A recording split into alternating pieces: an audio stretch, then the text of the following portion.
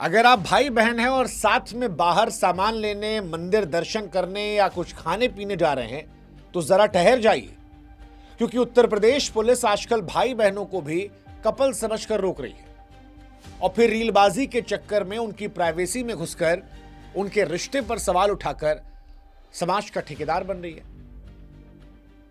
ये कहानी मऊ की है, जहां पर भाई बहन जो थे वो शीतला मंदिर में गए थे और उसके बाद जो कुछ हुआ वो पुलिसिंग नहीं थी, मॉरल पुलिसिंग थी, क्योंकि दोनों भाई बहन कोई अपराध नहीं कर रहे थे, किसी ने शिकायत नहीं की थी, किसी तरह की गलत हरकत नहीं कर रहे थे, किसी अशोभनीय तरह से देखे नहीं गए थे, कुछ नहीं था, नॉर्मल दो भाई बहन जा रहे थे।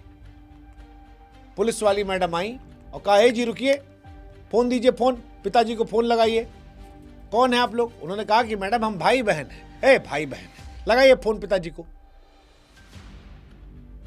और फिर जब पता लग गया मां बाप से कंफर्म करके कि दोनों भाई बहन हैं, तो गलती मानने की जगह मां बाप को गलत ठहरा दिया। हे जी साथ में किसी को भेजा कीजिए ना, पेरेंट्स साथ में आएंगे ना, अकेले कैसे भेज देते हैं? अरे भाई, भाई है उसका साथ में।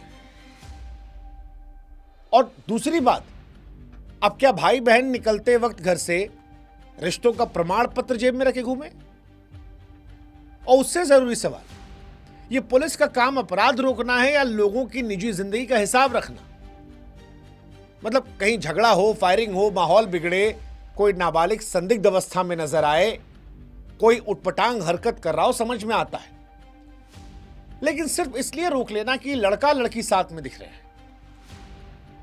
ये प्रिवेसी में घुसना, रिश्तों पर फैसला सुनाना नहीं हो गया?